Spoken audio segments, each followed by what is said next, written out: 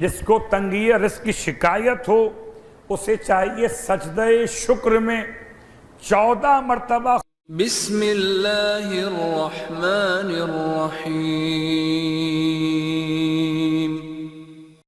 جب بھی کبھی رب کی بارگاہ میں دعا مانگیے تو اللہ کہہ کر دعا مانگنا اور ہے، رحمان کہہ کر دعا مانگنا اور ہے، رحیم کہہ کر دعا مانگنا اور ہے۔ خدا رحمان بھی، خدا رحیم بھی، خدا ذات الہ بھی، لیکن انبیاء کا طریقہ کار یہ رہا کہ جب خدا سے مانگا تو خدا کہہ کے نہیں مانگا، پالنے والا کہہ کر مانگا۔ بڑا فرق پڑ جاتا ہے قبلہ کہ اب ماں کو ماں کہہ کر مانگیے تو ماں کی محبتیں اور بڑھ جاتی۔ صلوات پڑھے محمد و آل محمد۔ تو ہنالک دعا زکریا ربہ، جبکہ حضرت زکریا نے اپنے رب کو پکارا، حضرت مریم کو پروان چڑھاتے ہوئے، تو قال رب ہب لی من لدنک ذریۃ طیبہ، تو کیا کہا؟ اے پالنے والے، ہب لی، تو مجھے عطا کر دے۔ بڑا حسین لفظ ہے، لفظ حب سمجھ لیجئے تو مسئلے بڑے آسان ہو جائیں گے، اس لیے کہ یہ خدا کے دینے کا ایک ایسا طریقہ ہے۔ ہبہ کہتے ہیں بخشش کو، ہبہ کہتے ہیں تحفے کو، ہبہ کہتے ہیں ہدیے کو، اور خدا سے تحفہ مانگنا، خدا سے ہدیہ مانگنا۔ غور کیجئے گا، اگر لطف و کرم آل محمد کی پہچان یہ ہو کہ کنیز امام حسن مجتبی امام کے گھر کے باہر لگے ہوئے یا گھر کے اندر لگے ہوئے پھولوں کے پودوں سے پھول جمع کرے اور ایک گلدستہ بنا کر امام کی خدمت میں پیش کرے، گھر بھی امام کا ہے، پودے بھی امام کے گھر کے ہیں، پھول بھی امام کے گھر کے پودوں پر نکلے ہوئے، ان کو توڑ کے جمع کیا، گلدستہ بنایا، نہ پیسہ خرچ ہوا نہ ٹائم صرف ہوا، بس ایک محبت کا انداز تھا، لا کر امام کی خدمت میں پیش کیا۔ امام نے گلدستہ قبول فرماتے ہوئے ارشاد فرمایا وَأَنْتِ حُرَّةٌ لِوَجْهِ اللَّهِ، وہ دے رہی ہے ہبہ، وہ دے رہی ہے ہدیہ، وہ دے رہی ہے امام کو تحفہ پھولوں کا، اور امام جواب میں عطا کر رہے ہیں آزادی حریت، نعمت حریت۔ اللہ اکبر۔ تو کسی نے کہہ دیا مولا سے کہ مولا ایک گلدستے کی کیا قیمت ہوگی، اب انعام دے دیے ہوتے، یا تم نے پھول پیش کیے، لاؤ تمہیں دینار انعام میں دیتے ہیں، تمہیں درہم انعام میں دیتے ہیں۔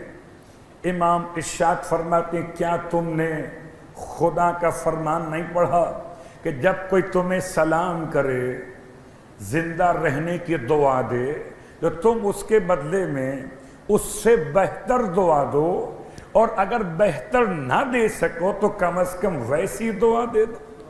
تو چونکہ اس نے مجھے یہ پھولوں کا تحفہ دے کر اپنی حیثیت کے مطابق کیا ہے تو میں اپنی حیثیت کے مطابق عطا کر رہا ہوں۔ تو اگر حسن اپنی حیثیت کے مطابق عطا کر رہے ہیں تو حسن کا پروردگار اپنی حیثیت کے مطابق عطا کرے۔ اگر آپ مانگنے میں لفظ حب کا استعمال کر لیں، لفظ حب کہیں ہبہ کے عنوان سے، یا استعمال کرے پروردگار کا اسم گرامی وہاب، جس کو کشادگی رزق کا مسئلہ ہو، جس کو تنگی رزق کی شکایت ہو، اسے چاہیے سجدہ شکر میں 14 مرتبہ خدا کا نام لے، یا وہابو۔ شاید 14 کا سلسلہ گنتی میں وسیلہ بھی بن جائے خدا کے نام کے ساتھ ساتھ، یا وہابو، یا وہابو، یا وہابو، اے عطا کرنے والے، اے بخششیں دینے والے، اے انعامات عطا کرنے والے۔ 14 مرتبہ حالت سجدہ میں خدا کو پکاریے، تو پروردگار عالم آپ کے لیے آسانیاں اور کشادگیاں پیدا کر دیتا ہے۔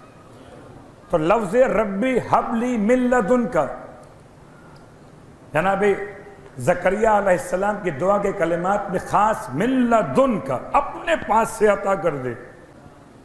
اللہ اکبر، خدا سے مانگ رہے ہیں اولاد، نہ ادھر سے مانگ رہے ہیں نہ ادھر سے مانگ رہے ہیں، مانگ رہے ہیں خود خدا کے پاس سے۔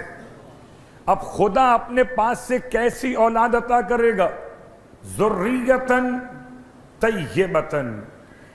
ذریت کسے کہتے ہیں؟ ذریت کہتے ہیں نسل کو، ذریت کہتے ہیں اولاد کو، ذریت کہتے ہیں بیٹوں کو۔ حضرت زکریہ کی دعا میں لفظ ذریت، اور اسی اعتبار سے سرکار ختمی مرتبہ احمد مجتبیٰ محمد مصطفیٰ صلی اللہ علیہ وآلہ وسلم، رسول خدا کی دعا کہاں؟ والذین یقولون ربنا ہب لنا من ازواجنا وذریاتنا قرۃ اعین واجعلنا للمتقین اماما۔ سورہ فرقان آیت نمبر 74، پروردگار عالم نے اپنے خاص بندوں کی دعا سمجھائی تو الفاظ کیا تھے کہ وہ اپنے رب کی بارگاہ میں کہتے ہیں اے خدا ہماری ازواج میں آنکھوں کی ٹھنڈک قرار دے، ہماری ذریت میں آنکھوں کی ٹھنڈک قرار دے، اے پروردگار ہمیں متقین کا امام بنا دے۔ لفظ ذریت کا استعمال ہوا، اور کل آپ کی خدمت میں لفظ زیارت امام حسن میں بات یہاں تک پہنچی تھی، السلام علیکہ یبنا رسول رب العالمین۔ پہلا تعارف ہے کہ حسن کس کے بیٹے ہیں؟ حسن علی کے بیٹے بعد میں ہیں، حسن فاطمہ کے بیٹے بعد میں ہیں، حسن محمد مصطفیٰ کے بیٹے پہلے ہیں۔ اور سمجھ میں نہ آئے تو دیکھیے کہ نام رکھنے میں انتخاب کون کر رہا ہے، یا پہچانیے اللہ کے رسول کے الفاظ۔ ارشاد فرماتے ہیں خدا نے ہر نبی کو اولاد عطا کی اس کی اپنی صلب سے، اور خدا نے مجھے اولاد عطا کی فاطمہ کی صلب سے۔